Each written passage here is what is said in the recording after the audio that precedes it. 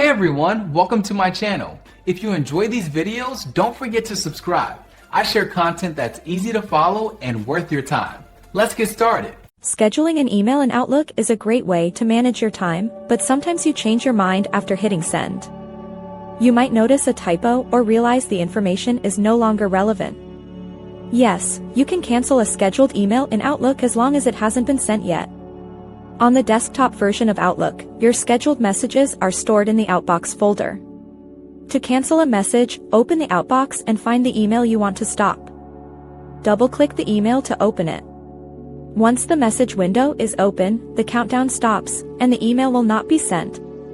You can then edit the content, change the delivery time, or simply delete the message. If you are using Outlook on the web or the new Outlook for Windows, the process is slightly different. These versions store scheduled emails in the Drafts folder instead of the Outbox. Look for the message with a clock icon next to it. Click on the email to view it, and then select the option to cancel the send or edit the draft. This action moves the email back into your standard drafts list, effectively stopping the scheduled delivery.